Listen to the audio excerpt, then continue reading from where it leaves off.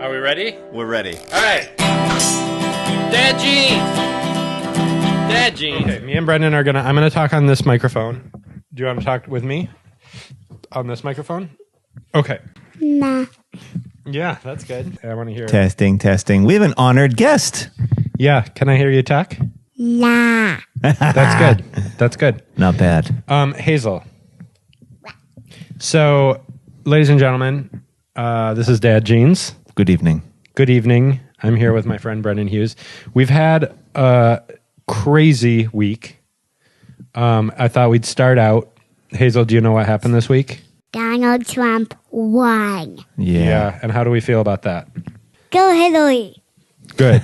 I thought it would be nice to hear what the future of America thinks. And Hazel, you are the future of America. Hazel, I want to know, tell us about the future. What is your idea of the future? What is the future? What is it? Do you know what the past is? No. The past is what happened yesterday. Mm-hmm. Or like a long time ago. yeah, Yes. or a long time ago. Past. Yes. So the future is what's going to happen. Donald Trump. Yeah, the future is what's going to happen like later in life. So like, what are your plans? What are you going to do when you grow up? I will be in August and have a secret job. A secret job? Yes. You can't tell us about the secret job? Okay. I told you. I know what it is, but I won't tell our listeners because they might find you out. Spy. She's going to be a spy. What? Yeah. Did you just leak that? No. We're Were not you- talking about it. Were you told by Scooter Libby to leak that? No. I did not. Is What? Scooter Libby going to fall on his sword? You might have to. Gag. What? You said that into the microphone. I Oh, did. I thought I no. whispered it. I thought I just said it to myself. Hazel's rolling her eyes at me. But so what do we do? What do we do to make this country a better place? What do you think we should do? Pick up garbage Pick up garbage? That's a great answer. That is a great answer. and make Hillary Clinton win. Yeah. But see, next year she'll win. Next year she'll win? Listeners, next year that Hillary Clinton will win. Yeah. Yep. I hope so. Barack Obama. Or Barack, Obama. Or Tulsi Gabbard. Or Cory Booker. Wait, Yeah. Obama is Barack Obama, but Obama only won president for last year. So Right. Mm-hmm. Well, presidents can only be presidents for 8 years, and Barack Obama, unfortunately, has already done his 8 years of presidency. There's a couple of different answers. Why? I think a lot of people were uncomfortable with the idea of a woman being president. But girls rule. Every girl who's listening is super good, better than the boys. Yeah, That's definitely true. yeah. Can confirm.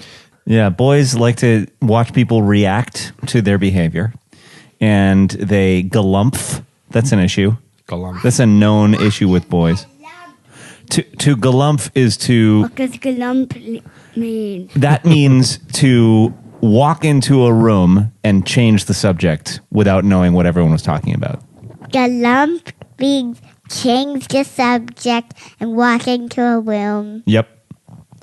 And I don't know be the like, listeners. yeah, walk in, not take the temperature of the room, suddenly be like, you guys, and tell the story without realizing what was going on. Is that silly? That is glump. Yep, that is to galumph. Okay. Say goodnight to everyone, Hazel. Good night. Good night. Good night. Okay. Have a good night. Sleep tight, my darling. Good night. And ladies and gentlemen, Hazel Dinsmore! Making her debut. Great job, Hazel. Thank you for joining us. Okay, I'm going to pop this beer. Pop it. I don't know if you want to edit that at all for content. Sure. My daughter's still working on her podcasting skills. Well, it took us many whatchamacallits to get yeah. to where we're at. Oh no, if she had been here for 5 more minutes, she would be running rings around us. That's true. And we forgot to tell her what we tell all our guests, which is finish your sentence even if we start talking. Yeah, exactly. I'm going to turn the light off Oh, to create some mood. Yeah. in here because Brendan, we got a lot to talk about tonight. We have a lot to talk about. This has been a week, This has been one unbelievable metric fuck ton of a week. and Leonard Cohen just died. And Leonard Cohen just died. 2016. Like, just take everything. 2016. Take it all. It's just, you know what? Who's left? The Grim Reaper, that image, and he carries a scythe. Have you ever seen a scythe in action? Like What they're actually used for? chafing wheat or whatever, cutting wheat. Yeah. No. And tall grass. Yeah. If you watch a video of someone actually using a scythe, Slices the shit out of it. yeah. Yeah. It like mowed tall lawns by hand before. It's like this sick blade that just fucking indiscriminately cuts down these little beings of straw that are standing there. Right. And just like, and they all fall to the ground. Yeah. And so the image of a scythe, Yeah. 2016 is the year of the scythe, basically. Wow, And the Grim yeah. Reaper just like cutting people down like so much tall grass. We don't talk enough about the term the Grim Reaper. he's like a normal reaper. Like, you could just be a reaper who's Yeah. just like going out and Then you're having a good reaping old grain. time. Yeah. Yeah. I'm just gonna go reap. Yeah. Today. But the Grim Reaper, God, he's kind of he's pretty grim. God, I hope I don't get assigned to work with a Grim Reaper today. Jesus Christ! Right. You get in line behind him, and you're like, "Oh no, they're pairing us off." Wait, you behind Right. me. You get behind the Grim one, Mr. Grim. The Melancholy Reaper wasn't available today. I got to get the Grim The Reaper. Melancholy Reaper. That's not so bad. He gives you chronic diseases. Right. Or he just, the Melancholy Reaper just kind of like, he puts your shoes somewhere, your favorite shoes somewhere that you can't find them. Exactly. It's like, fucking Melancholy Reaper again. And he's responsible for the fact that yet again there are no pens anywhere in the house. Right. Yeah. Melancholy Reaper's been here. Okay. Turning off the light. Oh, things are about to get very fancy in here. Oh, I like it already. Thank you, Jeff. I want to, sorry, go ahead. Well, I have a lot. I have compunction. I have all sorts of things. Oh, you have I think we have segments. phone calls. We have very exciting phone calls. Can I just preface everything? Yes. So, one of my first thoughts, Brendan, when I started watching the election results rolling in and came to the realization that things were not going to go our way, was that you and I have built up a small, by podcast standards, Sure. but large in my heart and my brain community of people Yes. who spend time with us every week, and we are so fortunate that they do. As we walk around on the street, Jeff, Yeah. people have our voices in their head holes. There are some people out there who do, And I find that fascinating. The Nicholas Weiners of the world. The Nicholas Weiners, the Brian L. Perkinses, the Amber McClinches, the Tron Walsh Cunanes. We've got a lot of friends out there. The John McCarrans, the Sam Saddens, My sister Kristen. your sister Kristen. Have I done that She's before? the only one. Yeah. She's really the only one. My sister Amanda, of course, her family. I don't want to start naming all of our Wait, listeners. no, I'm sorry. Her time has come. Yeah, oh, geez. The Melancholy Reaper is here. Wait, what? Is it Sister Christian? Oh, your time. Yeah. Anyway, point is, she motored all over our house growing up. I'm sure. She just spent all of her time motoring. The Melancholy Reaper showed up and it was like, oh, we lost your dinner reservations. Sorry. There he is, and it's not a scythe so much as Your time has a come. fingernail clipper. Yeah, exactly. Or like a garden shear or something, or like maybe just like a butter knife or Garden Harry Shearer. garden Harry shear. But as I was seeing what was going on, and it was a low point, and I'm hoping you can pick me up. We had some text chats today. Yep. And it seems like you have moved on faster than I have. But I just want to say that my thought was to our listeners, and I wanted to just get bust out an episode as soon as possible. Hopefully, Brendan, I don't know what you have planned tomorrow, but is there any chance that we can get this out the door Oh, right. That would be nice. tomorrow? I have a major deadline on my hands, but I'll do okay. everything I can. Okay. Because the listeners they need us, Jeffrey.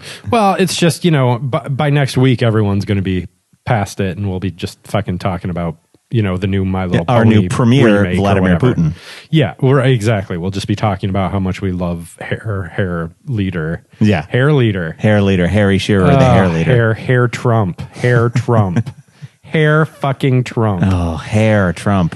But so I wanted to do what we could do. I needed my spirits lifted. I wanted to help in the small way that I can to lift the spirits of the rest of us out there. So we called an emergency plenary session. We did, and that's what we're doing right now. We're drinking some. Brendan, what'd you get us? I got the Down Low, Down Low. Lagunitas, which is brewed in Petaluma that I just drove through twice. Lagunitas is the best fucking thing I've ever had in my life. It's pretty good. It's They're not the bad. best. Petaluma is a very charming town. Petaluma. I'm not gonna Uber Alice. Petaluma. Uber Alice. I'm wearing my Alan Smithy t-shirt, which I only wear on special occasions because you know what, Jeff? Do. I'm taking my name off the country. Oh, wow. That's what you're doing tonight? Yeah. You're just going to be hashtag Alan Smithy from now on? Yep. Not who is that citizen? Exactly.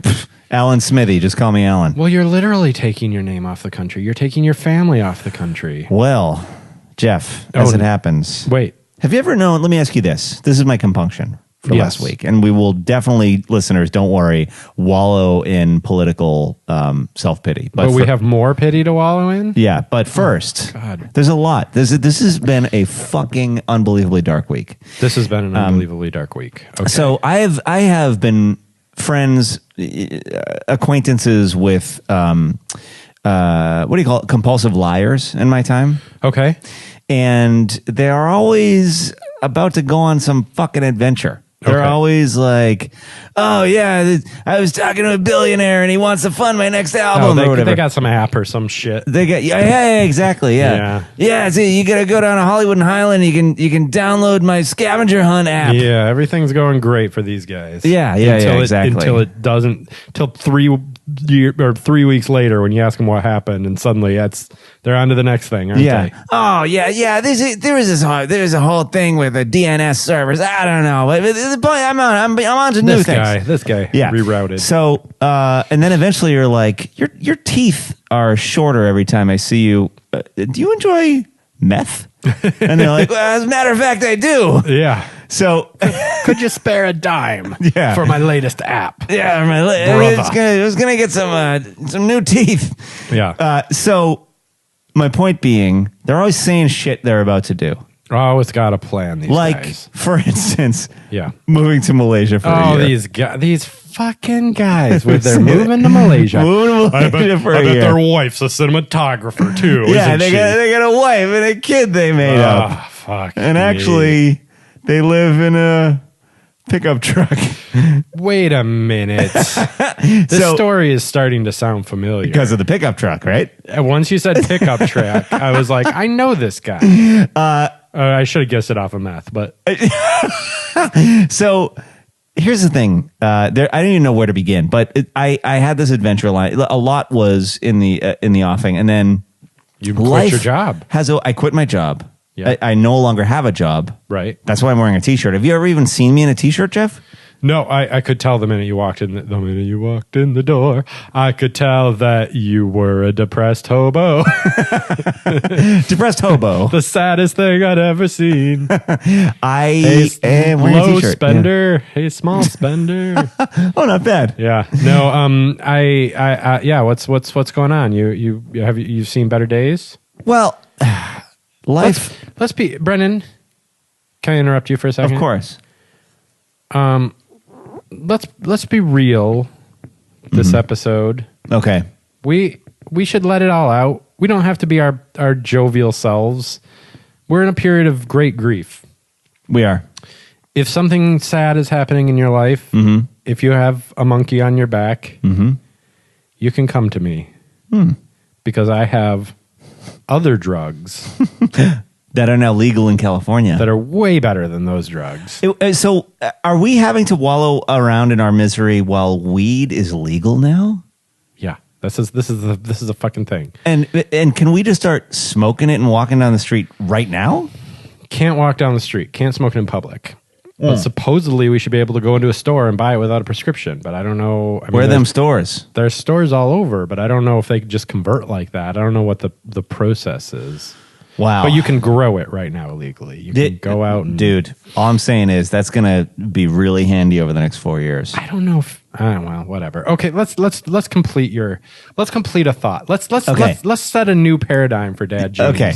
Where we complete thoughts? Where we complete thoughts. I don't know. I don't know if that's what our listeners come here for. Well, complete thoughts are overrated. Granted, as Brendan Hughes will tell you. Yeah, they prefer our 7th level down digression. But sometimes we climb all the way back out. I think in reverse order. We've gotten remarkably good at that. Actually, yeah, I think so. At returning, yeah, couldn't agree more. It's a skill. So our meth addict, compulsive liar friend. Mm-hmm. I don't know why I'm starting there, but the point is, I made a major announcement in the last Dad Jeans that Emily and I were and Oscar were moving to Malaysia for a year. Yeah, and we have postponed it indefinitely. Indefinitely. Yep. Well, are you prepared to give us an answer as to why that's happening? Only in some. It's very troubling, but it is because a dear person to the three of us is headed into a health struggle that we weren't aware of the last time we recorded that. And you're going to have to be here. We should be stateside. Now, is this person? This person is not the you or Emily or Oscar, right? Good, but good. Is a dear very person in your family. Is a moon in orbit near us, and then anyway, so it's gonna be we're gonna be entering the mouth of hell for a couple of years, and it's gonna be very it's gonna be real life. It's gonna be where the rubber meets the road. You know what I'm saying? I mean, isn't that what we all just? I mean, I had that.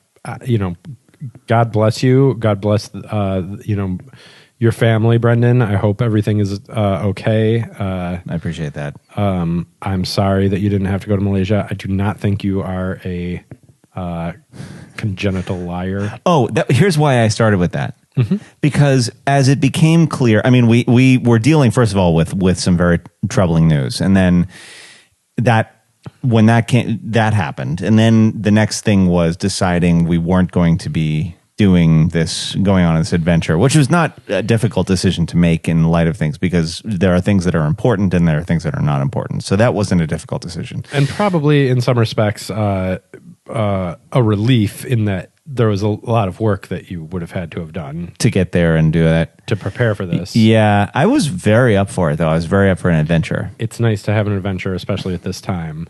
Yeah. When you could potentially be the people who were decided not to go to Sydney and we'll just stay in Berlin for another year.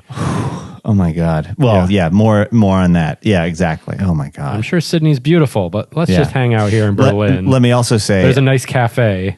Right. Yeah, and my favorite that just got built in the neighborhood. Right, and there's a cabaret, and my favorite Burlesque. Where the guy sings "Bien welcome, bienvenue," whatever. What could ever happen? What could ever happen here? We're getting so cool about gender. Yeah, we're exactly. Nothing bad could ever happen. What good, Jeffrey, is sitting alone in your room? None. Just come on to hang out at the cabaret, bro. Yeah, there's fun happening in the streets of Berlin. Life is a cabaret, old chum. Nothing will ever upset the beauty of this. Oh God. Okay. Yeah. Keep going.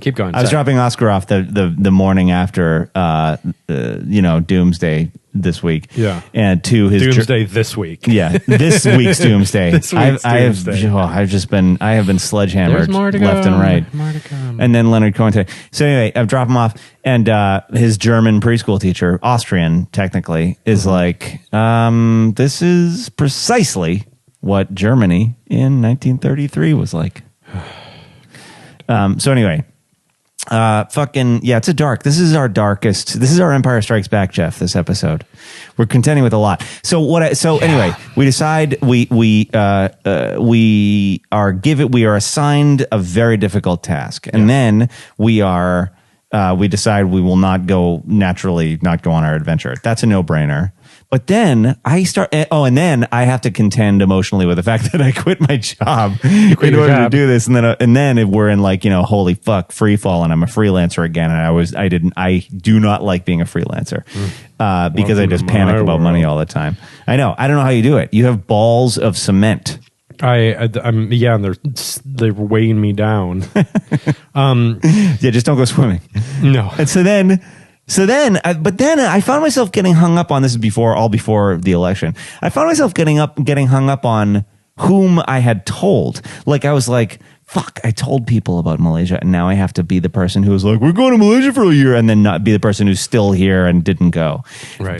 And no matter how legitimate or valid the reason, I don't know why. I get this from my maternal grandfather, who was obsessed with what the neighbors would think about this or that, and it sort of was his it hemmed him in. Was he? Where did he live?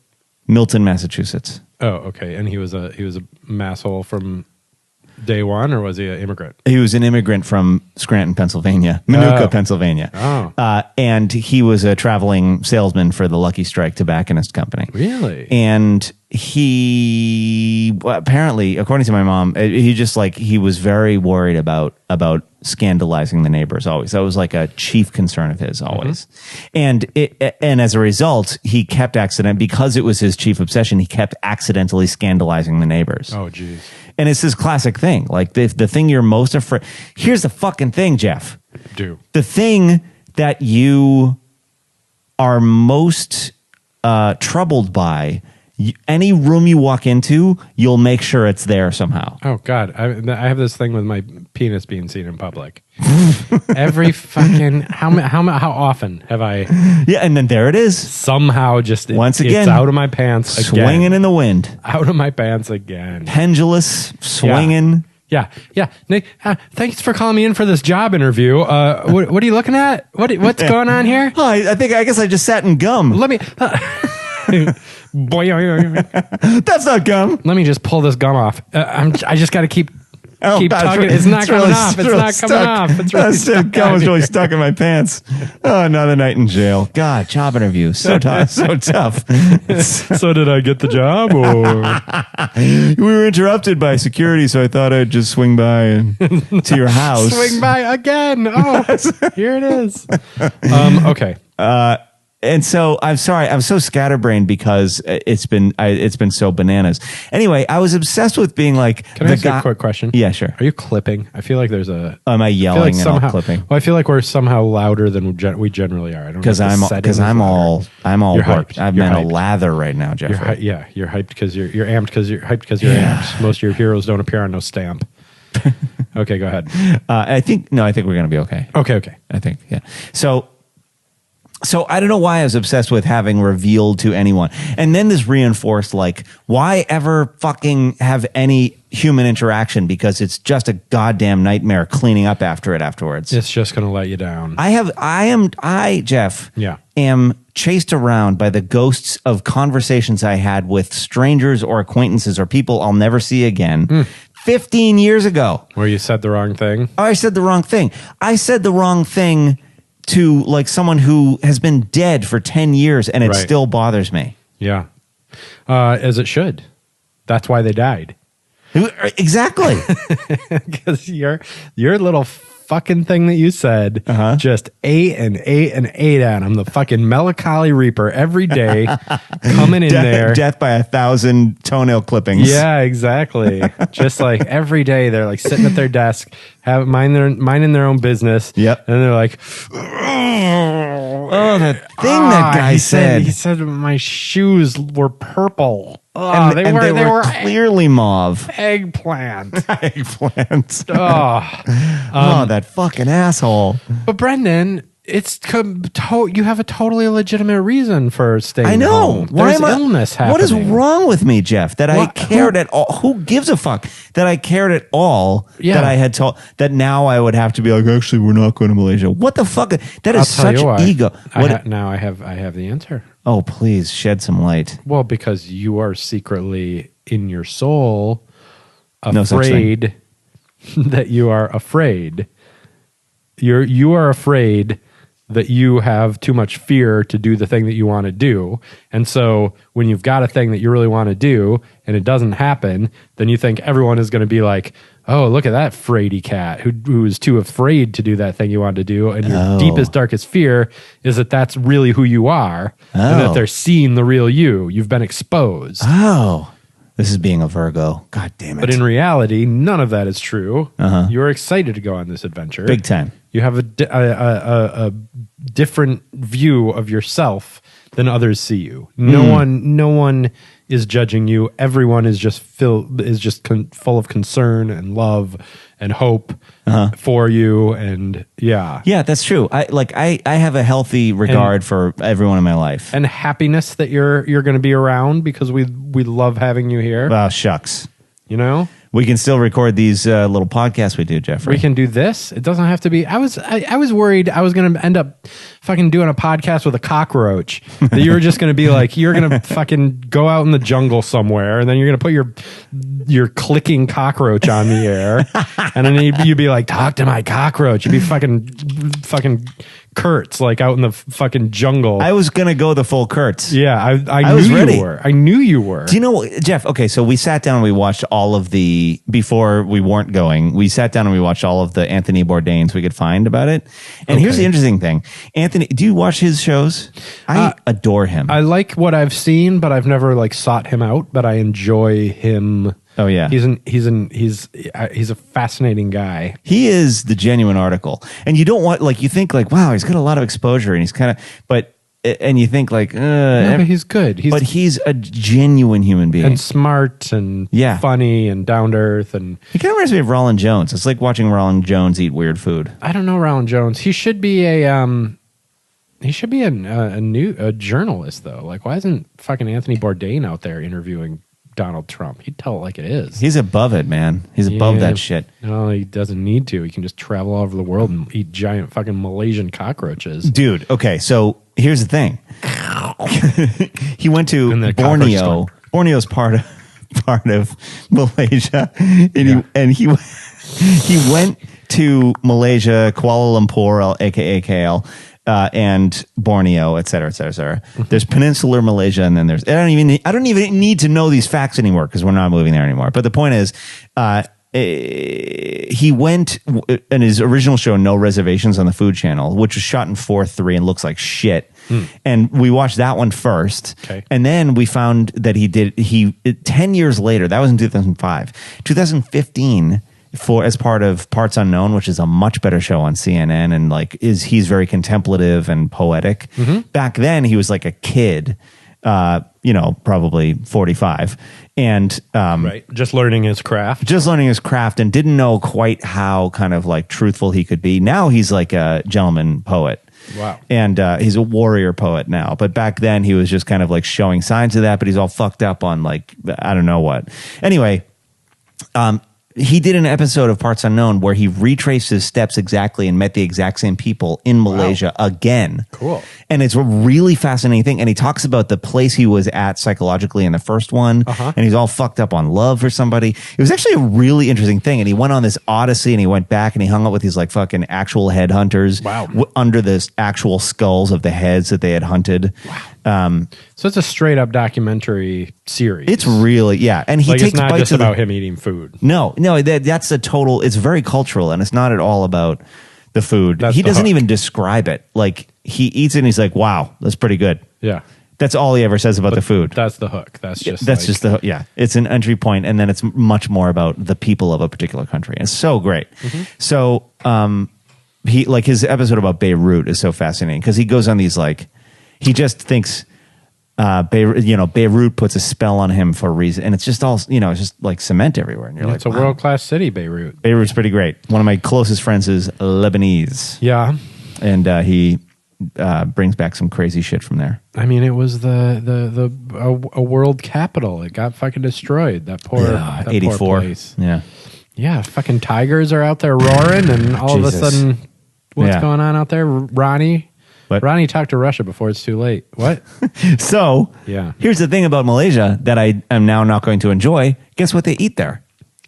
Bull penis soup. Yeah. It looked like, lengths of sausage. Bull penis soup. Bull penis soup. I mean, in reality, though, come on, Brendan. Every piece of the animal's body that you eat is just as disgusting as every other piece. I know. We drink the milk of a 2-ton animal. Love it. My sister-in-law, I've talked about this on Dad Jeans before. Once she's a farmer, an actual farmer. Okay. And she walked in the room one morning. It was like 6 a.m. I was on our farm. I was up for some reason. She comes in the room with a bucket, but it's all clear in there. And I was like, "Oh, what's that?" And she's like, "Colostrum." Ugh. She had 2 gallons of cow colostrum in a bucket. Oh, Christ. And I was like, "Oh, I guess that makes sense. The cows also would have colostrum because they had just given a calf or whatever." What do you do with all that stuff? Fucking dump it. I was thinking like, I don't know, sell it or whatever. I was like, because I was like, what do you do? Yeah. And she like brought it into like a room to do something. It has a special purpose. Ugh, I don't what? wanna I don't know. know. I don't wanna know. Maybe you boil wool in it and then it's whatever. It's like the afterbirth. No, it's the colostrum is the clear stuff that comes out of the boob after the baby's born that has all the nutrients in it. Right, but I'm saying you can put it in a pill form, and probably it would. There are hippie doctors out in L.A. that would sell it to you for $50 a pill. Oh, wait a second. Actually, you may be onto something. If we convince hippie moms that they should be Here's what you do, Brendan. drinking cow colostrum. Fuck these artisanal corn nuts. Oh yeah. Just start fucking putting whatever comes out of a cow into a pill and call it something miracle shit. Brendan's flammable colostrum. I'm telling you, you get Donald Trump's Dr. name on Brendan's. that thing, all of America is going to want it. Brendan, I'm so sorry to hear that you're not going. What you. happened to you had rented your apartment or your house? Right. Those people are totally menches about the whole situation. And I told them what the deal was, and they Yeah. were like totally understanding. Holy shit. And but they they may have come. to find a whole new thing? Yeah, although I said to them, how about we're going to be doing a little bit of, we're going to be being out of town quite a little bit to be of service in the necessary way that I have to speak. I just want to be a little bit classified about what we're doing, but in terms of the health struggle. Blah, Yeah, blah. it's like Hazel's job. Yeah, exactly. Yeah. So we're going to be leaving town a lot anyway. And I was like, maybe take January and February. Oh, wow. And we'll be You're going to be in a different city yeah, for we'll those be 2 in a months? different city in those 2 months. Theoretically. Yeah. So anyway, that's the word. But guess what lives on? The pergolas. And so listeners, if Yes. you live in Los Very Angeles, exciting. that's right. Because I have to always do a lament to the Vorhars. fact that when you, okay, so early Yeah. March. Okay. You had such a transcendent experience at the last pergola, and I had to be like, well, the next one's in 13 months. Exactly. But March is still quite a ways away. We can't. I might do one in December. But December. it's really intense. The research is intense. The next one's going to be on Jolie Led. Oh, The Beautiful Jolie Ugly. Led. Beautiful ugly. But not just about women, which anytime you Google it, it only becomes about women. But it's not about women. It's about the beautiful ugly in art. Beautiful ugly is let's talk about our society, Brendan. Okay, should we just go into this? Anyway, that's my announcement. I'm not going to Malaysia. Thank you for announcing. We're not disappointed at all. We love and support you, and we just hope that whatever's going on in your life, that it will be better. And Oh, thank you. Wait, Yeah. but you don't think I'm a compulsive liar who just made that up and I'm actually smoking meth? jury's still out. Okay. You've knew never it. lied about anything in your life. I've never heard you lie about a fucking goddamn thing in your life. Or do I just lie? Do you just lie? I've seen most of your life. And as far as I can tell, it's legit. I've seen a million faces, Jeff, Yeah. and I've lied to them all. And you've lied to them all. I've been all around the world, Brendan, but I've never been to me. Oh. I thought you were going to say you can't find your baby. No. Jeff, should I run for office? Because fuck everything. I want to lay in front of a tank. Here's my fear, Brendan. Let's just get into this. Should we let's just play a fucking pick a theme song? I don't even know what to play. I don't Would you mind quickly writing the Melancholy Reaper song? Oh yeah, I can record it and send it to you in time to. Okay, here comes the Melancholy Reaper theme song. Okay. He's not devastating, he's just somewhat irritating. Unzipping your zippers with his trusty nail clippers. Melancholy Reaper. Welcome to our new segment, That the was Melancholy Reaper. Melancholy Reaper coming out with those toenail clippers. And reaping him some inconvenience Yeah, and sorrow. This guy reaps, but he don't sow. Nope. He just leaves a big old hole In your heart. in your. Nah, that's a little bit. Yeah, you're right, It's yeah. like a hole in your In your favorite pair of socks or something. Or in your Yeah. intestine. That's like, it'll heal, but, it'll Yeah. leak for a while. Yeah, he gives you a hernia. That's what the Melancholy Reaper does. Completely won't kill you. You'll be fine. Yeah. Sure. So this episode could be Don't Fear the Melancholy Reaper. Don't. I don't know. We'll come up with something on that. Yeah. Okay. So Tuesday night, we're watching the election. Tuesday, first of all, during the day, I have never been more just like seeing every woman I know on Facebook, like going to the polls with their daughters, Yep.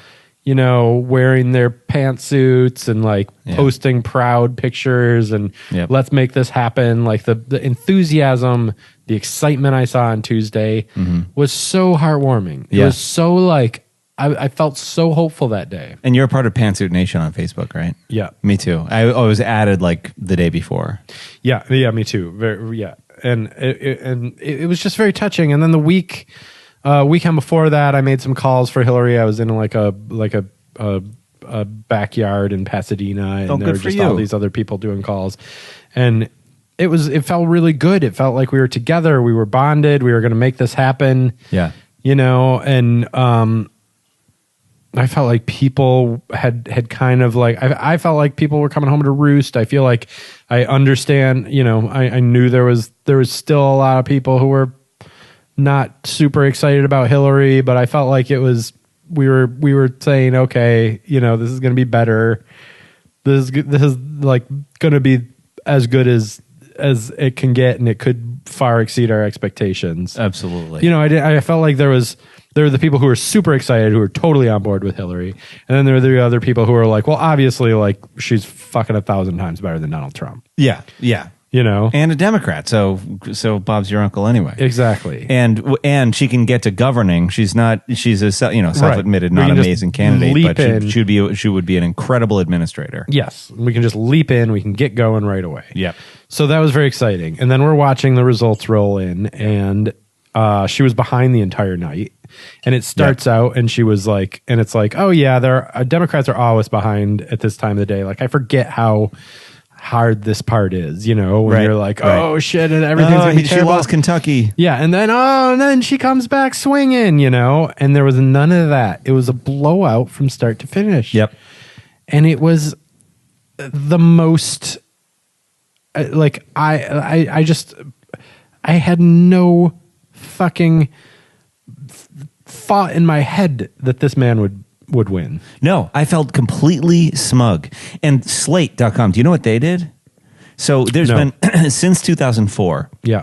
when the exit polls were reported on all day, Yeah. and were believed to have swung the election for Bush against Kerry, because I think it looked like Kerry was ahead. I can't remember exactly the situation, but there was a thing where the exit poll, like all the media corporations were like, we will all wait until polls close before we start talking about exit polling. Okay. And making predictions and things like that, Okay. because it was influencing people turning out at the polls or not turning out. Right. And so that has been a kind of a handshake agreement among all of the news organizations until this year, when Slate decided to invent this whole new thing where they combine polls with poll numbers with exit polling with blah blah to Okay. kind of like educatedly predict how many votes each of the candidates had over the course of the day. Got it. And I was going there every 10 minutes, and Hillary was ahead by 300,000 votes in every fucking state, and it looked like a blowout. Holy shit. And so I was like Casey at the bat. Yeah. You know, like I was like, we got this. I can't wait for tonight. Right. Blah blah blah. And I was just like looking forward to watching the returns because it was not to me a nail biter because I felt like I had the inside information. And Yeah. my brother is a reporter, and he said the exit polls look really good for Hillary Clinton and the Senate before they could talk about them. Like he let me in on the inside scoop because he could see them and we couldn't. Okay. This begs a question. I have not seen anyone speak of this. Is it possible that there were shenanigans? And I don't want to be paranoid. It's I don't funny want to you go should say that. down a rabbit hole. Yep. But the fucking Russian Yes. government I can't has believe you're saying this. influenced this election. Yeah, and we they- know that happened. And we also know that electronic voting machines are very hackable. And if the fucking Russian government can hack into the DNC, Yeah. of course they can hack into our voting machines. And I will say, before this even happened, Donald Trump has been curiously complacent this entire election about his chances. Like he never sweated a fucking thing. This guy, Yeah. he was just like, yeah, I don't know, I'll lose, I'll win. And did you read the thing today where someone in the Kremlin was like, "Oh yeah, we had plenty of contact with that campaign." I didn't read the article, but I saw the headline. I'm kind of on a moratorium. Me too. I'm like, Me too. I don't want to fucking know. But I mean, There are is absolute anyone shenanigans. investigating this possibility? All I'm saying is, I fucking tip my hat to Vladimir Putin. This is amazing. Like coming from behind, where Russia is a nation of geniuses that goes from one dark age to another, he is able to infiltrate a nation of idiots that goes from one honeymoon to another and take over their election through like the people in the Kremlin are more in touch with what the American heartland is thirsty for than the Democratic National Committee. Here's my question, Brendan. And there are many stages of grief to go through before we get to this point. I'm just going to throw it in here because it's kind of coming up naturally. I've been thinking about this a lot. Let's say that there is a Holocaust. Let's just be fucking dark. Okay. Go all that way. There's ethnic cleansing, you're saying? Yes. Okay. We have concentration camps. We are fucking A la the Japanese Nazi Germany. in World War II. We had concentration camps in World War II also, my friend. Well, yeah, but we didn't kill anyone in them. We just No. had dudes hanging. But we concentrated ethnicities. Yes. Just like Germany did. Maybe it will happen. I've got a lot of dark thoughts. If this happens, I've been thinking, who are the good guys now? Like, who are the allied powers? Oh, right. And the only thing I can come up with is Japan. Like, Japan is the... But they don't have a military. They don't have a military, but they're the most gentle nation. Well, not if you ask a Korean. Okay, well... But that's ancient history. That's generations ago. I'm saying Japan, I mean, they have made a decree to not be... Right. Peaceable. You know who else? Germany. Very peaceable. That's true. That's true. They're a very peaceable nation. All these places where America had bases after World War II for generations, Germany, Japan, all very peaceable. And guess what? Also fucking economic powerhouses now because they don't have a goddamn military industrial complex sucking up all of the brains and the money. So who liberates America? That's the question. Canada. What's his name? Gary Sinise. Yeah. He's the Trudeau. No, Trudeau, yeah. Gary Trudeau, Doonesbury. Sinise is a... Yeah. So I always think that every single time I think that. But Sinise is a conservative. Oh, yeah? Yeah. Fucking Sergeant Dan. Sergeant Dan. Lieutenant Dan. Got his legs blown off, for God's sakes. Of course he's a conservative. He longs for the days when he had his legs. So it was a very depressing night. What was your experience? I election night. joined some friends, and this goes back to human interaction for You me. had a party. Yeah, I went to Oscar and I decamped to the Hollywood Hills This for. is going to be a fun time. This is going to be a good night. We're Yeah, going to be drinking right. wine. We're going to be in our liberal bubble, and nothing's going to pop it. Exactly. Although that bubble thing, it's important to note Emerson Moctus's. Fantastic. Yeah, it was we should great. read that on the air. We should. What a great post. So anyway, fucking we went to like this sort of like soiree Yeah. of LMPs, Okay. like-minded people. Yep. Where I was going to put Oscar to bed. Yeah. We're going to have some wine. Beautiful. It's laugh and 75 laugh. degrees outside. Oh, it's Let's gorgeous. Just, oh, They- this cheese Yeah. is amazing. And they even had a Trump pinata. Yeah, of course, because it's fun. It's Yeah. fun, isn't it? Isn't this shit is fun? Right. We're having a good time or tonight. so we fucking thought. And Yeah. then Laughing at the those shit hit rubes the in the fan. hinterlands. We're like, and I got there. Here's the thing. So I want to be glued to all the information, and so like I got there, and I probably shouldn't have gone to a party. These people are like my sibling level love. Okay. But when I got there, there's a lot of eating. I was and kind noticeably of absent and uninvited. But I'm sure I that like to these guys are great. compartmentalize. Look, these are my nudist friends. That's Jeff. how I know you're a liar, because you compartmentalize. I You're do. a I compartmentalize everything. I can rationalize any act. Wow. I have hurt a lot of people in various ways. That's amazing that you can admit that. I don't have any ethics. Then you're a very open and honest sociopath, and I appreciate that. You're welcome. I took almost every opportunity to engage in Shenanigans. physical intimacy that was ever offered to me. Yeah. Because Sure. Genital herpes will go away. anyway, Oh, Jesus. it was already empty. I already drained it. Okay. So fucking. Anyway, I went to blah blah blah. I went to a party and everyone was standing around eating, and I was like, "Shouldn't we all be watching the returns right now?" And so then I went downstairs, and I was basically like parked on the couch watching these horrible returns. Oh, God. And They're like, how's it going down there, Brandon? yeah, no, some would join and sort of like drift in and out. How far ahead is she? But that, oh God! And there was this dark moment where we started watching, but it became very quickly clear where Jake Tapper is, everyone's tone has sort of changed, and CNN does this thing where they get fake excited for just the fact that there's news and everyone was wrong. The media fucking created Trump. Yeah. A. Yeah. B.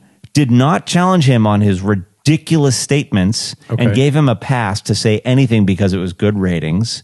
And C. Has brought about the end of the world by electing him fucking president of the United States, along with the Democratic National Committee. Here's who I blame for Trump being president: Okay. the CNN, DNC, KKK, LBJ, Okay. IRT. Yeah. LBJ took the IRT down to 4th Street. USA. Yeah, I'm trying to remember the hair song. Anyway, He got there. What did he see? IRT, fucking LSD. I blame LSD. LSD, Yeah. other things, FBI, CIA. the FLCIO. Yeah, of course. Pipe fitters. AFL. Fucking pipe fitters. CIO. Think you're gonna fit a pipe in my country? You know what they mean by pipe fitting, don't you? Oh, God I damn, think we all do. know what they mean. 'Kay. So, Jeff, what are we going to do? Can I tell you who I blame? Who I do you think blame? all of the analysis has been completely off base in terms of who is responsible. Mm-hmm. I think. No, you've had your heart broken twice in this election.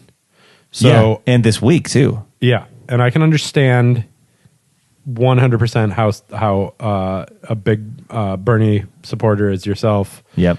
would go down a very dark path. I have suspended the fucking rage I will go into in a couple of days Yeah. about the actions of the DNC. Sure. I'm not there yet, but it's coming and it's going to be ferocious. It was not a fair election in terms of how Bernie was treated. Mm-hmm. It was not a, hey, we're all equal. Let's see who wins. We're going Right. to see who gets this.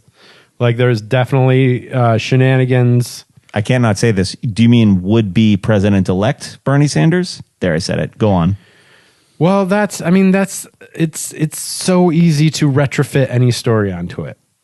I Fair enough. can't say that the people who voted for Donald Trump would have ever voted for a Democrat. And I'll tell you why. Because, Brendan, you look at the numbers, what were his people? College uneducated Americans. Am I right? Yep. College uneducated whites. Yeah. Rural, uneducated whites. You know what you learn in college? critical thinking. Do you know why people voted for Donald Trump? Because there is a gigantic fucking disinformation media network out there. And I'm not talking CNN. I'm not talking even Fox is slightly better. Well, but Fox is you're bad. talking Breitbart and Rush Limbaugh. Your Rush Limbaugh's. There's so much AM radio. There's so much disinformation out there, and if you haven't gone to college and you haven't learned how to think critically and how to analyze news sources, then you'll take anything that's fucking thrown at you that makes you feel smart. And that is why people voted for fucking Donald Trump, because they are adhering to a different set of facts. Like one of my friends was talking about the New York Times, how New York Times is like came out and did this show of contrition about, oh, well, we should have covered this differently. They still wouldn't have listened to the New York Times. New York Times can tell you exactly what's happening. They can tell you a complete fabrication. It doesn't matter because they're the fucking Jew liberal New York Times. And none of these people would have paid any fucking attention. The New York Times is not at fault, no matter what happened in the New York Times, because that is not where they're getting their information. It is disinformation. They want to believe something that makes them feel good about themselves. And there is an entire network of media set up to deliver them that information. And fear of the other. Since And they have no create- exposure to the other, Yeah. there is a fear. They need to feel valid in their fear of the other. Well, exactly. I mean, if you're in a small town, you've never gone anywhere in your life, like everything outside of you is scary. Yeah. Like the New York Times isn't going to make you feel any better. There's a saying in the that I've heard often across the country where people are like, I've got everything I need right here. And I fucking hate that phrase. Because what you don't have right there is access to other points of view. Right. You don't have a larger concept of the world. And that's what's lacking. I mean, there's economic factors. There's, like racism is and misogyny and all of this stuff. But if you've got one set of Americans who are adhering to a set of facts that are not fact, what are you going to fucking do? Like, you have to educate them. The problem is that our schools are shit. Like, how far back do you want to take it? Like, to take it to the DNC to me is just like, yeah, there was some fucked up shit going on there. Like, and Bernie Sanders should have been the nominee, and maybe he could have beaten Donald Trump. But like, there's still as many dumb fucking idiots out there who spent the last 8 years terrified of Obama's socialism. And Bernie is a fucking democratic socialist. True. However, People who create enemies fucking are amazing at creating enemies. Yeah, that's true. But did you? And Bernie was a Jew. Yeah. The fucking alt-right ran this fucking thing. It wouldn't have been about a black guy. It would have been about a Jew. Like, But did you read? it wouldn't have been about a woman. It would have been about a Jew. True. All of this is true. Okay, sorry, go ahead. No, it's true. But He's Bernie outside, Sanders he's other. gave a statement that I thought was really fascinating about the Trump victory, where what he tapped into was the anger that people in rural America feel about having been completely abandoned by Washington elites. And he was talking to Bernie Sanders was talking to the people in a language that they could understand. And I don't mean that condescendingly. What I mean is, like, he was seeing them. So Mike Rowe, who is kind of a conservative and hosted Dirty Jobs, the show Dirty Jobs. Right, yes. Wrote a thing where he talked about the difference was that the people, and there are a lot of them who voted for Donald Trump, who are rural and uneducated and blah blah, or like didn't go to college and blah blah blah, felt seen by him, and they did the math, and they felt like their towns all died in the mid 90s around NAFTA, so they can point to NAFTA, Right. And they feel, and they also don't know any people, any sort of other people. Right. They only know people who are exactly like themselves. And so that, and so out of Hollywood, they receive all of this sort of like kumbaya stuff that they can't connect to, Right. Because they don't live in a big city and they're scared of cities. And yeah, so, and fucking, I thought that like all the, the minute I saw those J.J. Abrams ads, I was just like, come on, man. oh, I Like, didn't see those. or whatever, the whole like, or maybe it was Judd Apatow. I don't know. There was like a series of ads with yeah. super high gloss like celebrities being like hilarious and like, this is a disaster. Vote for Hillary Clinton, not Donald Trump. You know, and it's just like, Yep. it just felt there's a lot of condescension out there. There's no question about that. Right, exactly. And so then these people who definitely have a limited scope in their worldview, Yeah. feel left behind and ignored by the liberal elite like us, Right. And their limited worldview is a fucking problem, and the fact that they were attracted to racist misogynist is also a problem, Right. But they are 49.999999% of the country living in these like giant swaths of red who are unexposed to other ways of life.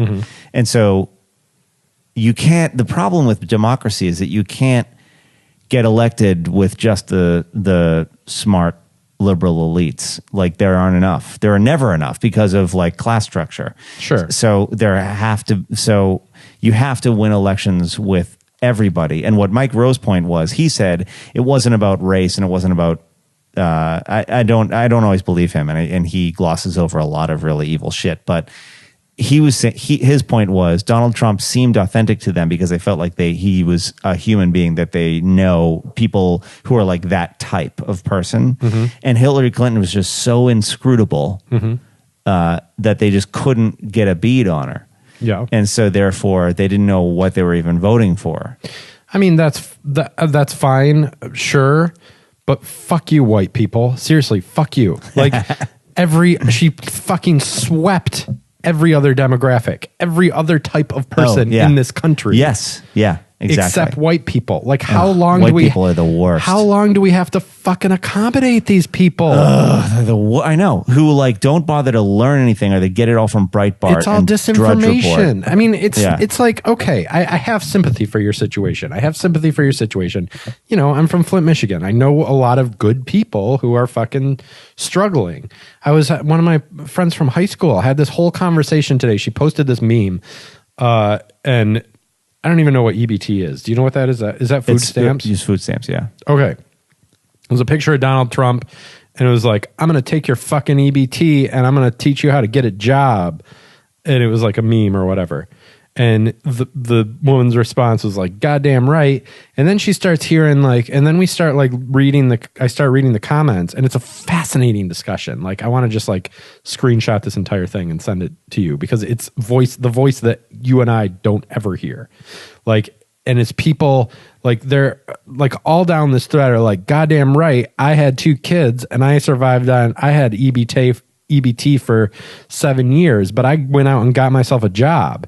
And it's like, yeah, but you had food stamps for 7 years. Yes, exactly. That fucking...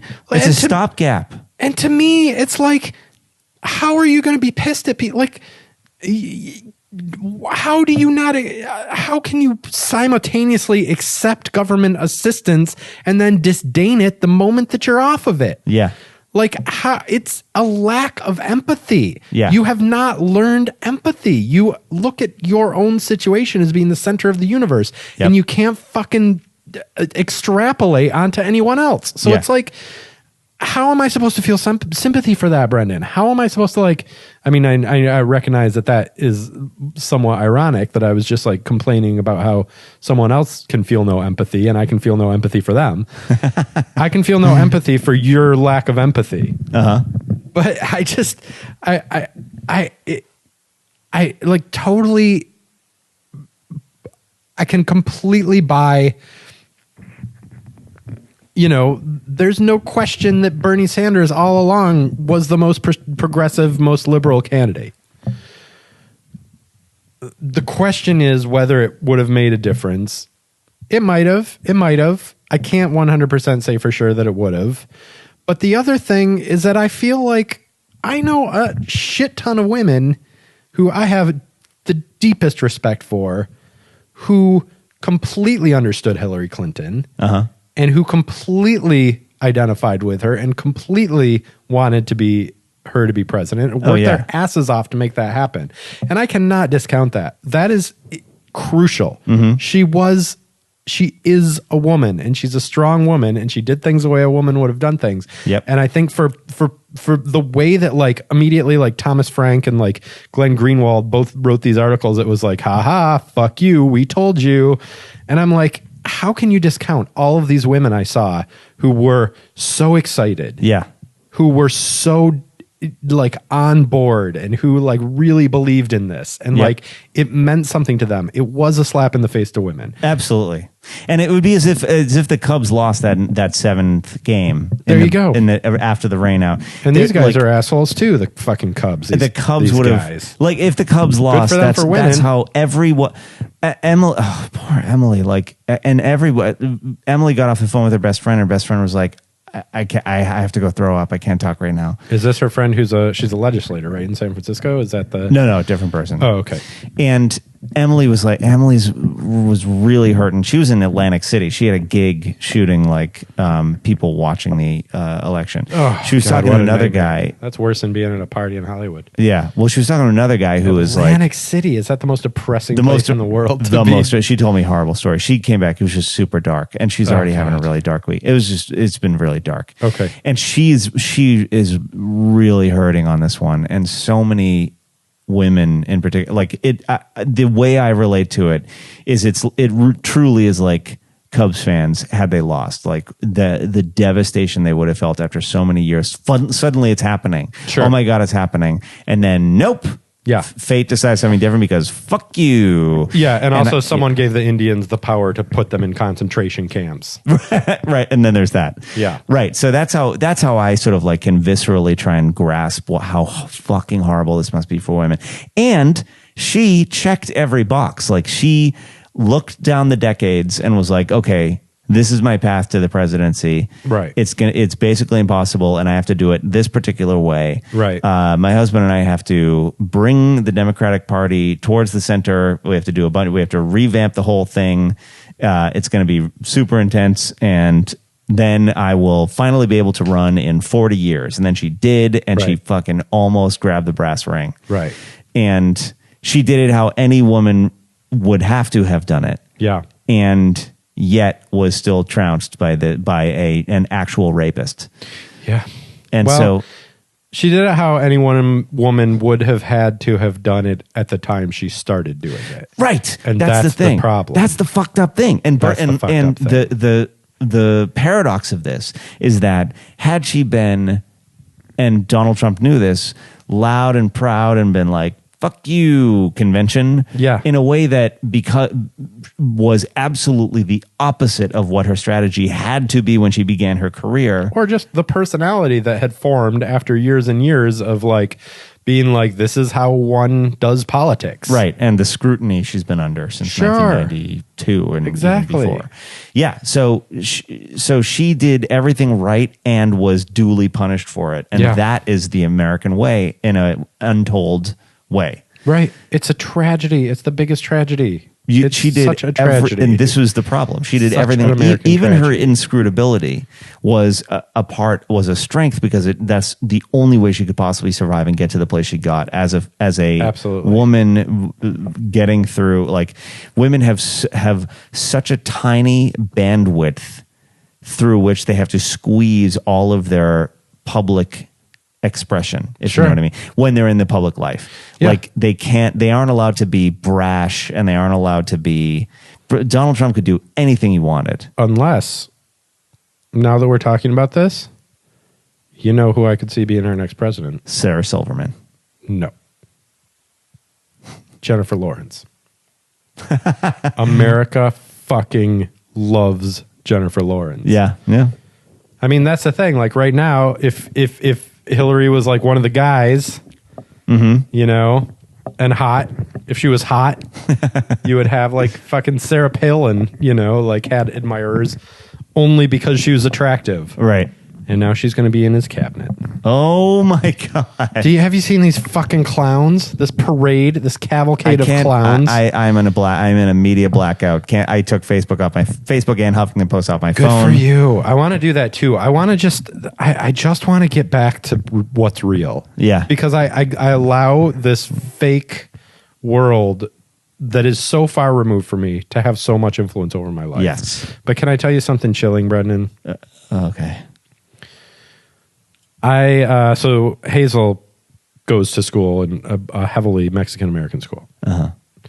And we've actually come around on her school. Like, we've done a 180 on her school. Oh, that's great. It is like, first of all, Brendan, can we do a Kids Are More Important now? Oh yeah. Let's do that. Just to mix us up a little bit. Get Okay. some theme songs in there. All right. Our hopes and our dreams are losing their steam. They're futile anyhow. Don't you know the kids are more important now? Okay, so Kids Are More Important now. Hazel's school, a while ago, as when she started school, I was so like concerned that she was going to this like public school that I thought was filled with ne'er-do-wells, with bad parents who didn't believe in the way we did things, and all this shit. And I have, as she has stayed there, like I've completely changed my opinion on. First of all, I think her teacher is like, she really likes her teacher a lot. She's doing really well. She's learning a lot. She's not like, she's made friends. She goes into that classroom and she's like a fucking superstar. Everyone's like, Hazel, Hazel, Hazel. Like the kids we've met, some of the parents who like I really think it was like racism and white privilege that made me distrust this community. And I've sort of come around to thinking that like, actually, like that's fucking, it's just like we were circling each other. Like, no, we don't, we're from different worlds. Like, do we belong together? Yeah. And now that it's like become a community, we're kind of like, yeah, we do. Like, we all love our kids. Like, it's changed. My perception of what is going on has changed. Huh. And I am ashamed that I was so disdainful. And so I am, yeah. It is, right. and it is nice. And let me tell you what I am so excited about this school. We went to a birthday party last week. We hate birthday parties. Everyone hates birthday they're parties. the worst. We don't go anymore. But you know what? The reason why you don't go is because you're surrounded by fucking yuppie attachment parents. Yep. Normal people are awesome. They're great. Like, we go to these parties, like, they're not fucking stressed out about their kids. They're not judging your parenting. They're not like, like they fucking are honest and open, and like there isn't that like, and friendly. There isn't that weird like icy like yes. What The icy thing. how should we connect? Like, or maybe I don't want to connect with you. I don't know. Are you worthy of my time? Am I Oh my talking to you? God, the ice. There's none of that. Everyone is like friendly. It's like what I thought parenting would be like, that we were all in the same boat. Yeah, right. That's what I thought too. I didn't realize parenting would be full of judgment and iciness. Yeah, no, public school, man. Wow. I fucking had a 180 on this shit. Wow, Jeff. Public school is very nice. That is great news. And good for you for having the mental wherewithal to open up your perception enough to receive that gift.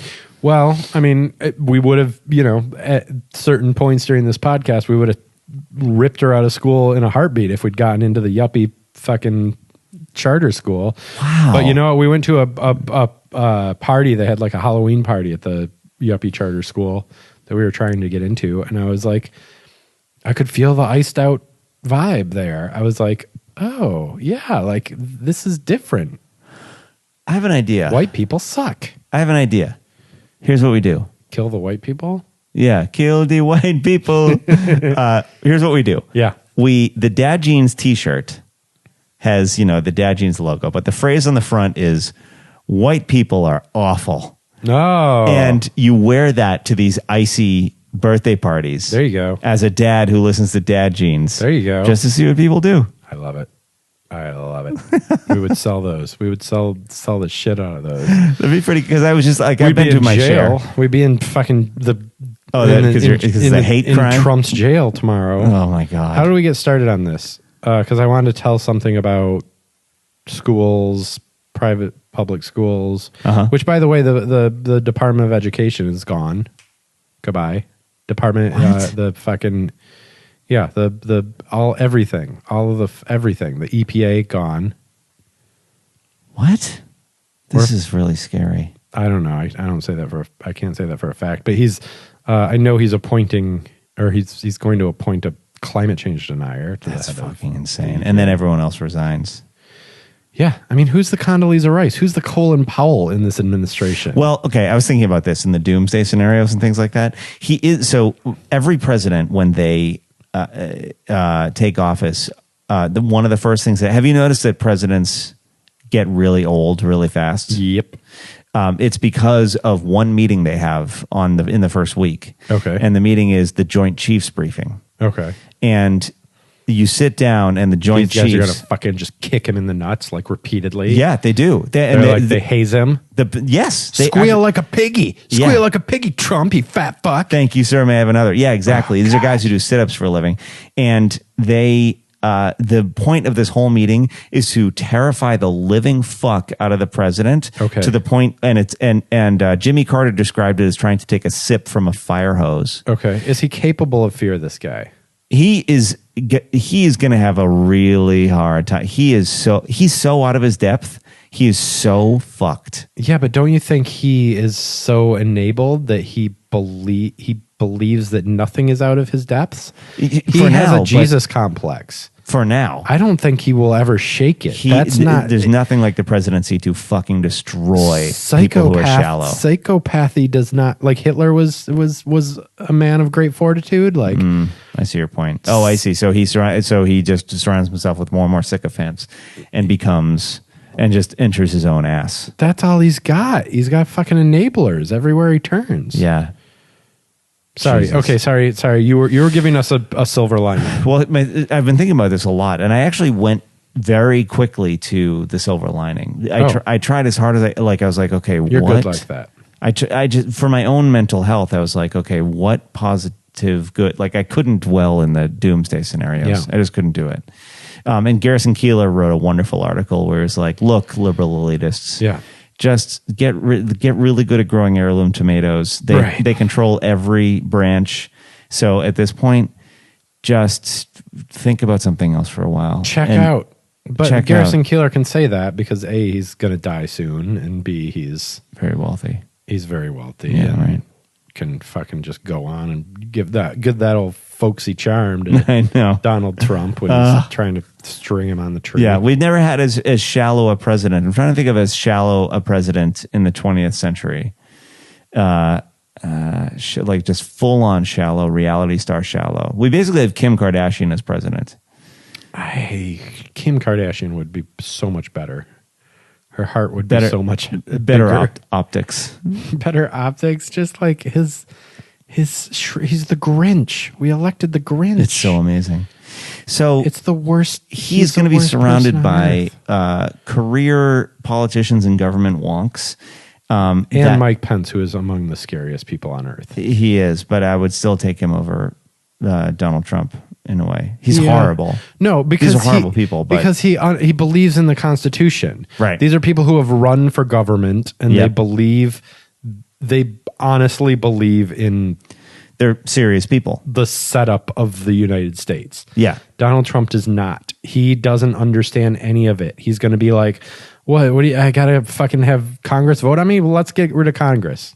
Right. We're just not going to pass this. But he can't. But there are checks and balances, my friend. One would can't think, do that. but George W. Bush fucking didn't give a shit about that, and he's not in jail, is he? I know. We're just not going to declare war in Iraq. That was how we got a war in Iraq. I know. Guess what? We're not going to declare it. The executive branch has the sword. Okay. The legislative branch has the purse, and the judicial branch, what do they have? I forget. Has the pen.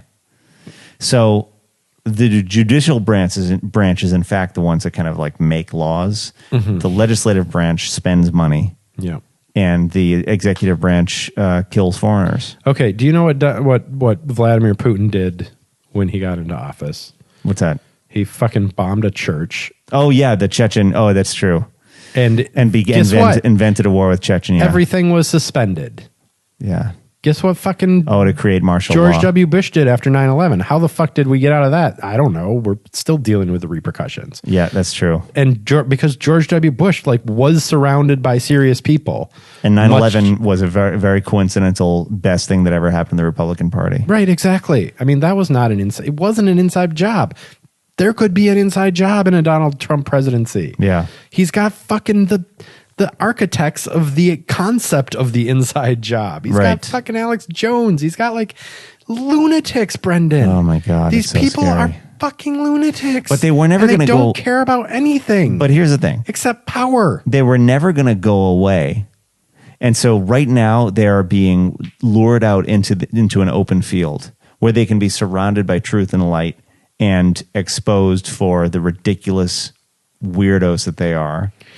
And then suddenly they're naked and the emperor has no clothes. I think you put too much faith in the competence of other humans. I think someone with a strong will can every CEO of every corporation is a psychopath, man. That's true. But they're competent. Like we have an incompetent psychopath who's about to run our country. And I think everyone is so no one gets psychopathy. No one understands it. So we rationalize it. So everything he does, we're going to spend the next 4 to 24 years rationalizing every move Donald Trump makes and trying to fit it into our system of understanding without realizing that he's Charles fucking Manson. He's a murderer. This is my chief complaint. Right. And people don't open with that. Like the first paragraph is, I mean, I love that the Huffington Post always added that paragraph to the end of every article. But like generally, they're not like, just to put this in context, this man is fucking insane and a shallow egomaniac. They treat him as if he is Barack Obama said it. It's just a different thing that a different presidential person would say. Yeah, he's not at all presidential. But here's the thing. Yeah. In the George W. Bush administration, Facebook nor smartphones existed until the 7th year of his presidency. Okay. On a wide scale. And so therefore, people were not yet everyone is now a media empire all on their own. And the polarities have shifted. From the 80s, there were 3 networks and everyone watched the Cosby Show. Everyone watched must-see TV on Thursday night, Cosby Show, fucking Family Ties, Cheers, Night Court. Everyone, the entire nation. Now, we are all able to communicate with each other in a way that even through 7/8 of the George Bush administration, we never could. And so the information web that exists that can be disseminated very quickly is what they are now up against in a way that it is going to be very difficult to dupe an entire nation the way up until 2000, approximately 7, many, many people could. How's that working for Syria? Well, I mean, that church was bombed in like 2003 or 2, right? Or something like that. Information can spread quickly, so can disinformation. True. I don't think we've become savvier. We've clearly become less savvy with the amount of fucking shenanigans that had to occur in order for this guy to become our president. Yeah, the insane things that Trump voters believe. Are we more right? Let me just sort of philosophically posit that. Are we more right and we have the actual truth? I mean, what they're reading is complete insanity, but are our news sources any more accurate than theirs? Or is it just a different form, the same distance from the truth, but in the other direction? On that path lies madness. A, but B, we have to accept scientific fact, right? Like, Oh, I'm very pro science. we start from, vaccines. We start from fucking Yeah. global warming. Like, Yeah. we start from certain things. We start from statistics about abortion. Like, does outlawing abortion make it safer or less safe for Right, women? right. We've got statistical information at our fingertips. Yep. And absolutely, I believe in numbers. I Yeah. don't think there's any fucking, I think, you can lie with statistics, but I also think there is an empirical truth. Ask Neil deGrasse Tyson what he believes about anything. Yeah. And you will find that his beliefs match up with ours probably across the board. Yep. And this is an intelligent man. And this is the Right. Who this studies the is- universe itself. There is a reality. And I think that we're in an era right now in which we're like, you are sitting here saying, is there really a reality? And that's fucking so dangerous. I mean, I understand that you're not really saying that. You're just asking this as a rhetorical question. I think it is. I'm duty bound to wonder. Of course. And but that's what's wrong, is that we're extending ourselves in that way. exactly. We're not just like putting our fucking foot down and being like, there is a reality and fuck you. Like there's no outlet that is willing to take that leap and who is like, I mean, fucking forget Trump TV. Let's give me Bernie news. Like, Yeah. Bernie started fucking media empire. We need that voice of reason that we can turn to and listen to, and who says like, this is what reality is. And we'll be like, oh, thank God. Like Bernie's out there fucking telling it like it is. I want to coin the rational Bernie-crats, There you go. because there's a rationality vein that in American politics that we could tap into and claim as ours. Yeah. And say rational Bernie-crats are here to save the day. Yeah. And more will start to appear in state legislatures, et cetera. Mm-hmm. I mean, but it's a horse race with legalized weed. How many will ever get off their couches again? Because there's always couch lock. There you go. I have to pee. And then perhaps we move on to Spike Club. I hate you! I hate you! I hate you! Spy Club! I hate you! I hate you! I hate you! Spy Club! Fuck! We got a couple of wonderful phone calls, and please keep them coming, where we will share them with you next week. There's a lot of excitement in store for you. Yes. And Coming to us from Louisville, Kentucky. what's that number? 323-484-4383. Is it really Louisville? Yeah. Yeah, call us. We would love to hear from you. We absolutely would. And it gives us a lot to look forward to of these Wednesday, Thursday, or Tuesday nights, depending on when we can get our shit together. Exactly. So let's move on to Spike Club. Yep. You know what I discovered I fucking hate? Do. When people near me sneeze. They don't even have to be Interesting. near me. Like people on planes, people a couple desks away at work. Yeah. A guy was walking down the street outside my house and my window was open. He was easily 50 feet from me, past two fences. Yeah. And he fucking sneezed. And in my head, I was like, fucking hate you. Is it a particular type of sneeze?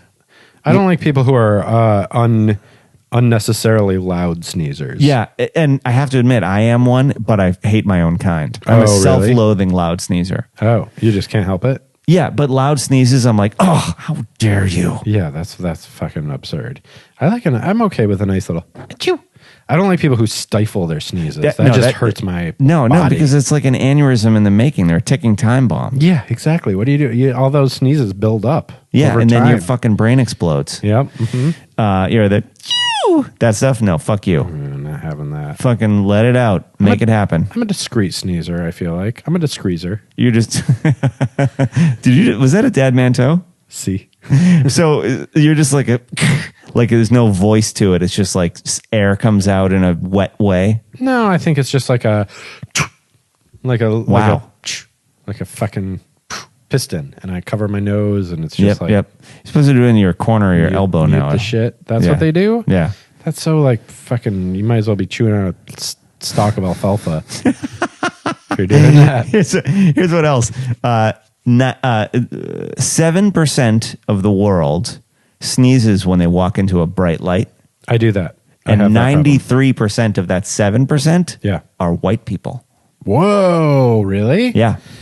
White people sneeze in bright light. Isn't that weird? That is very interesting. I sneeze the fuck out of a bright light Yeah, I reaction. do too. Every time I walk out in the sun, I sneeze. Yeah, I sneeze. Yeah. Yep. I have this weird thing where when I sneeze, I've noticed this like 10 years ago, and I looked it up, and it's just a thing that plagues certain people. But like when I sneeze, sometimes I'll get like a profound like ache in my shoulders and Really? neck. Really? Yeah, just like temporarily. It's just like a really strong pain. Whoa. Well, And then it goes away. Sneezes, like if you ever watch someone sneeze in slow motion, it's a fucked up thing to do to your body. Really? Yeah, it's like a ghost punches you. Yeah. Ghost punches you. It's like, The Melancholy Reaper. That's the Melancholy Reaper, just fucking tickling your. just letting you know that he's still there. Yeah, exactly. Yeah. There was a really funny, very popular question that someone posted on Ask Reddit at one point, which was, people who sneeze really loud, what's your deal? There you go. It's great. What is their deal? Was there an answer? It was many hundreds of answers. Yeah. So Jeffrey, Yeah. do you have a spike club? Well, you saying that makes me think that something I've been meaning to bring up is that why, like, this isn't unusual, but of course I hate the sound of people chewing. Oh, sure. Many of us do. But I find the sound of my children chewing adorable. Right. They Yep. can be chewing with their mouths open. Oscar sneezes and I'm it's like, hilarious. oh, it's adorable. It's the cutest thing I've ever heard. Yeah. Yeah. My spike club is I've been meaning to get this in there for weeks and weeks, and maybe it's kids are more important now, or maybe it's a get off my lawn or something. I don't know what it is, but let's just say it's a spike club. It's the creative blue balls. Creative blue balls are something that happen when you have children, and you have a creative thing that you're thinking about, and you have to fucking leave it like every 10 minutes and come back to it, and like you can't just sit and do a thing until you're done with a thing. You've got like fucking creative that you've just like all day long you're just like, oh, I want to get back to that thing. I have a thought in my head. I have to write it down. I have to do it right now. And you can't fucking scratch that itch. You know, for married couples who are thinking about having children, when you get to the point in life where you're like, you know, I am not interrupted nearly enough. Yeah. You're ready. Yeah, exactly. Because you will only ever be interrupted for the rest of your fucking life. What's happening right now? I feel like I can focus. I don't, this doesn't feel right. Yeah, right. Yeah. We just watched this whole movie from start to finish. Yeah. What's wrong with us? Or saw the second half of any movie. Yeah. No, we really, we're really screwing the pooch over I here. started Westworld and I was like, oh, okay, I now understand. I got about like 20 minutes in and I was like, oh, okay, I've basically seen the whole series. I Click. get it. It's virtual reality. Someone's real. Someone isn't. Yeah. It's either we're going to fall in love, there'll be a betrayal. Yeah. No, I watched the first episode and it's fine. Yeah. Though I guess that's my spike club. I guess that's all I got. I would like to Creative add balls. this in terms of children and chewing. Yep. Oscar recently Chewing on children. Oscar has dropped daddy Okay. and now he calls me Brendan. Oh, And how it's about that? really funny. Brendan. And so he's like, Brendan, like all the time. Or when he sees me coming towards him at school, he's like, Brendan. And it's awesome. fucking hilarious. And I love it. And the other day, or no, tonight at dinner, he was like, I was talking to Emily and I were like having one of many Loud intense sex at discussions. dinner? Yep, loud sex at dinner. And he was like, Brendan. And I was like, yeah. And he said, don't talk with your mouth full of food. Thanks. Yeah. Which he enforces all the time. Yeah. Good for him. Yeah. He knows the rules. He knows all the rules. We got the Hazel has started to call me Dad. Oh, That feels like a big change. I just saw Eli for the first time in like a year. Yeah. Oh my God, he's so fucking cute, and he Thank you, says Brendan. words. He talks so much. Oh, he's so cute. He's just like the most. He's in that stage where he just like says the most like surprising and like like you're like, how did you come up with that sentence? You know, with like several subordinate clauses. And Yeah. you're like, what? The How darndest did that things. happen? They really do say the darndest He's things. so cute. Thank you, Brendan. Oh my I'm glad you God, think he's Jeff. cute. I find him adorable, but it's always hard. I look back on pictures of Hazel as a baby, and I was like, I remember thinking like, oh, she's the cutest kid I've ever seen in my entire life. That's and I look true. back on these pictures, and I'm like, ugh, look at that. I know. Uggles. Look at that hideous beast. Or you look at the head's all huge and like Yeah. bald spots and Fucking weirdness. weird. Yeah, totally just like weird all looking. swollen baby. Yeah. Let's do some fatherly advice. Help me, Daddy. Fatherly advice. Help me, Daddy. Fatherly advice. I do have one. It's a little bit. I haven't written this out on paper, so I'm gonna formulate it as I go along, Brendan. Okay. But this is advice about what we do now, what to do next. On this very special Donald Trump themed episode. First of all, we don't devote any more fucking time to thinking about this asshole. Oh, that fucking asshole. Let's move on, Brendan, and eliminate Donald Trump from our podcast, at least until after he is our president. Or after it's done. after the unspeakable because of the Secret Service. Yeah, no, I didn't see anything. You made no motion with your hand. I have the night of the happening, as it shall forever be known the from here on out. I have a friend who I got mad at a little while ago, like about a year and a half ago, because like he's kind of he's a music guy, and like I tried to recommend something to him, and he was like, I'm not interested in listening to that. And I've like I've just had it's just been building up. Like I feel like he's been dismissive of sort of things that I have recommended to him, and that's just kind of his way. He's a little bit curmudgeonly, you know. And about a year and a half ago, I was like, fuck this guy, man. I am just done with this shit. Wait, is this me? No. Okay. It was another friend. But I was like, fuck this. I'm done with this. I don't need this energy in my life. And so I just have not spoken with him for a year and a half. Good for you. Had no interaction. But the night of the happening, I woke up, couldn't sleep. Woke up at 3:00 in the morning, and I was just like, you know what? Why am I holding on to this anger? What is it doing to me? And I wrote him an email, and I was like, listen, you know, I got pissed off about this thing that happened, and I'm just realizing it's childish, and that there are things that matter more in the world, and like you matter to me, and you've been a big part of my life, and I love you, and I miss you, and I apologize for like getting pissed, because none of that shit matters anymore. You know, it's like we have to be together. We need to hold our friends close. Yeah. And he wrote back, and he was like, thank you for writing this. Like, I've missed you a lot. Like, I've been depressed. I've had like a lot of like things go on. And he's like, I know sometimes I can be like short, and I'm not kind enough. And like, I apologize for that. And he's like, I just the most heartfelt message. Same thing. Another one of my friends today just like writes me this message, and he's like, you know what, man, I just have realized I haven't told you this. We've been friends for 20 years, but I love you. And like, I love these things about you. And it just feels like that's how we fight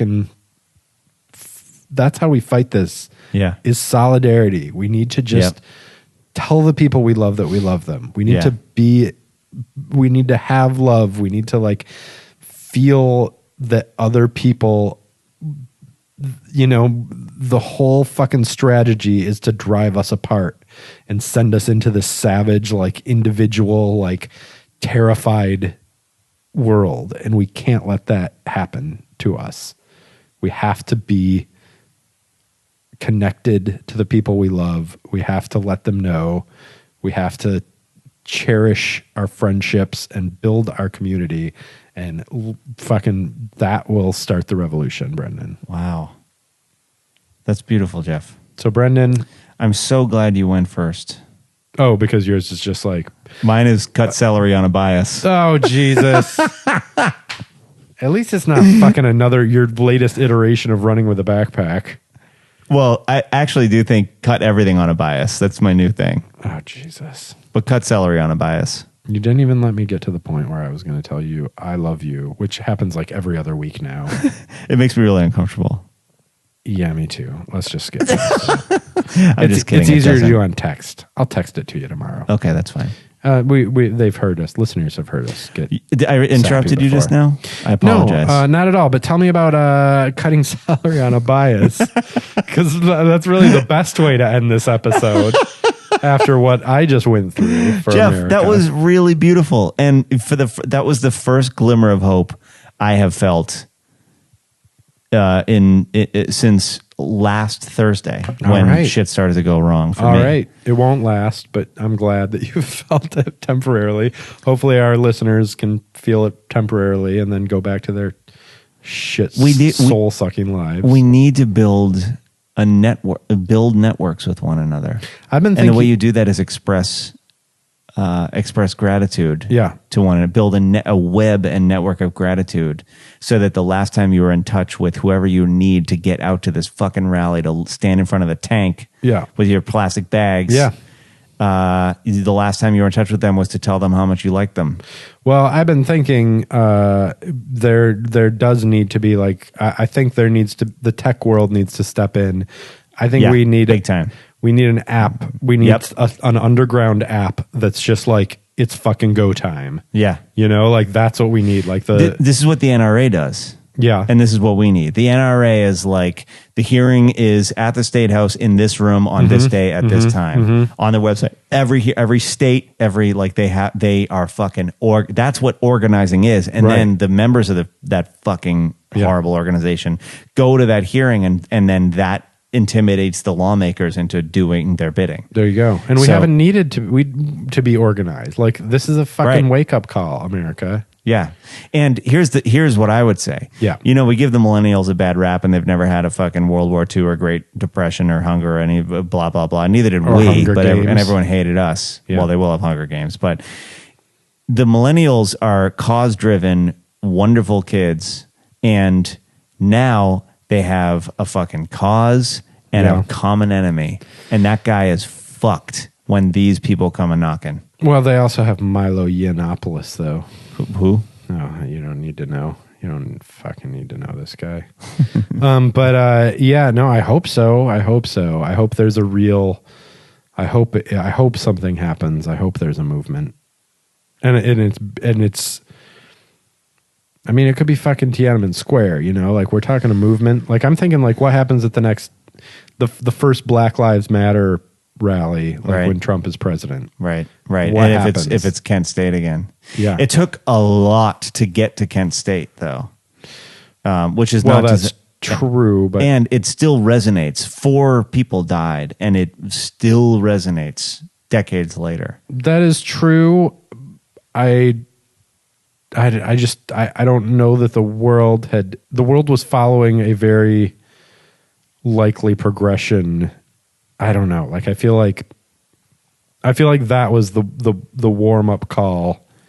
This is our World War II. We weren't on the verge of World War II during the 60s, even though it was treated as such. Like the young people overreacted to a problem that, but Vietnam is a fucking disaster. I don't know. Let's talk about salary on a bias. Okay, I was making salad for my wife. People are concerned about this more so than what we're talking about. Yeah. All right, and you know what I mean, right? You don't, when you're chopping the celery stick. salad with your wife, yeah. Loudly tossing your wife's salad at the dinner table. And Oscar kept being like, Brendan. Yeah. That's not polite. So you don't chop it straight down so you get little arches. No. You chop it diagonally so you get long, weird, crescents. Of course. Like discs with these flat edges, like a lily pad with one side folded slightly over. Why does that what does that do to you? Fancy. It just looks fancy. It looks fancy. It just looks fancy. And then you're like, oh, let me chop this carrot. Yeah. Don't fucking chop it into coins, you goddamn caveman. Medallions. You cut it into the longest bias you can, or cucumbers, the longest diagonal cut you can, so you get these steaks. Ooh. That's what I'm fucking talking about. It just looks fancy, but it's like a nice, sort of a nice It gives you more. You don't have one flat surface area. You've got more contours. And you have to deal with all these enjoy, little, right? these like circles because you're a bachelor just out of college who doesn't know how to chop shit. Yeah. And usually like lean that knife, Yeah. get going, do like cut everything on a bias. Green onions cut on a bias. Every motherfucking thing. When you're cutting out patterns for your wedding dress, Yeah, on a bias. sew that fabric together on a bias because it gives more and you can dance more. How interesting. I worked in the costume shop in grad school. Oh yeah, and you made what, wedding dresses? Sure, man. Why not? It was the Marriage of Figaro. What do you? Of course, you need a fucking wedding dress for the Marriage of Figaro. Greatest human document of all time. We recently got good knives, Oh, and yeah. for fucking 10 It's years, everything. we've been dealing with these dull ass knives and just being like, all of cooking sucks. Yeah. Then we get these sharp ass knives, and you're like, Oh my God. I want to just cook all night long. I want to chop the shit out of this thing. It's such a delicious it's a feeling. Huge difference. Huge. And do you have one of those things, those metal sticks where you go shing, shing, shing, shing, shing? You know what? I do, and I don't know what the protocol. Should you do it 20 before degrees. every single time before every you? other. Get Every them other sharpened time, every okay. 6 months Okay. professionally. And they can even sharpen serrated knives. And then do the shing, shing thing every other time. Where do you go to get them sharpened? Just Downtown across from, Farmers I'll tell you, market? there's a place. There's a place. Well, Yeah, they it's do it near at the Grand Farmers Central Market. too. Oh, do they? Yeah. Do you ever see in Brooklyn the guy who has a Ferret? ice cream truck? Weasel? No, Weasel. Yeah. The ice cream truck that sharpens knives. Like he's a knife sharpener and he drives his ice cream truck around and sharpens Nope. your knives for you. That's nice. Isn't that a great How about business? that? Yeah, that's a great business. Yeah. We're gonna need those knives. He only has 7 fingers. Yeah, amazing. We're gonna need those knives when Oh, I know what you mean. Popo comes knocking. Yeah. Hi, Popo. Oh God, let me go back. Sorry, before I leave this, I never finished a segment. We're talking about things that we have abandoned and forgotten about, and then our listeners are sitting there being like, "Why didn't you finish that fucking thought?" Kids are more important now. Oh, yeah. Oh, yeah. Way back when, I started out that segment saying I went into Hazel's school, Uh-huh.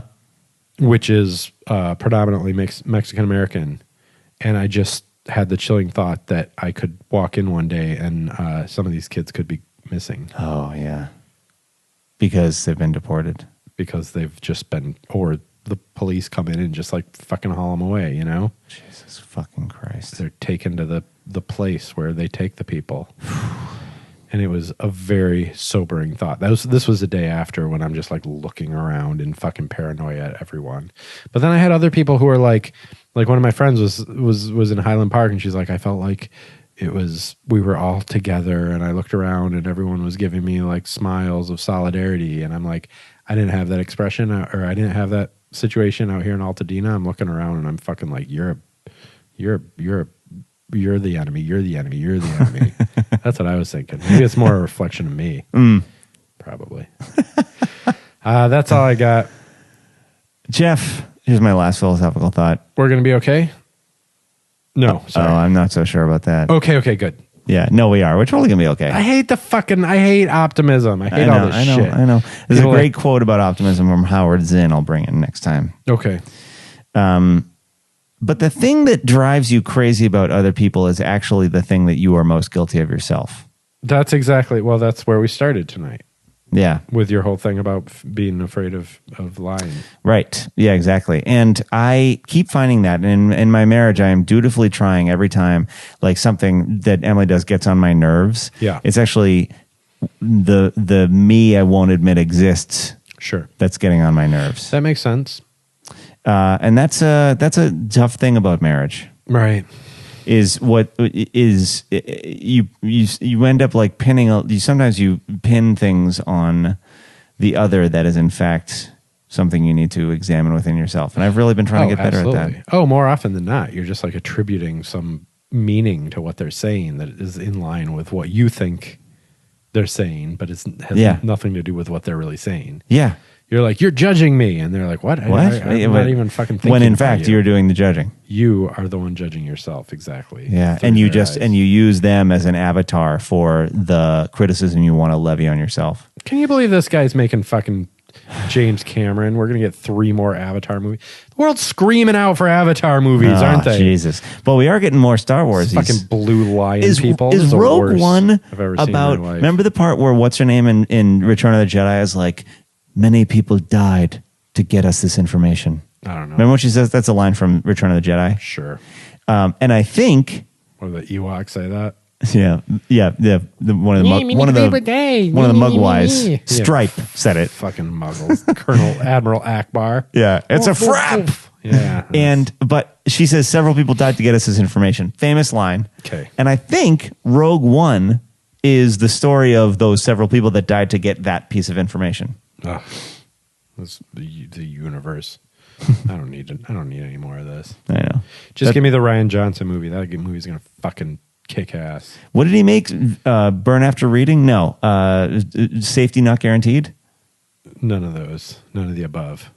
He made Looper. Catfish? Oh, he made Looper? Oh, He that's going to made, be a good movie. Brick. Looper's the shit. The Brothers Bloom. Didn't see that. Oh, no. Didn't see that. Brick and Looper are fantastic. Brothers Bloom is quirky. It's a second movie, but it's an interesting movie. But Brick and Looper are fucking great. Rian Johnson is a visionary. Looper was and the he made shiz bomb. the Fly episode of Breaking Bad. Did he? Yes. Okay, that He guy. directed a lot of Breaking Bad. Okay, he's pretty talented. Because the Fly episode of Breaking Bad is like no other television I've ever seen in my life. incredibly memorable. Yep. Let's go. Good night. Do we have to say anything else? No, Okay, we'll be back in better spirits next week. indeed, that's true. Love you guys. Good night.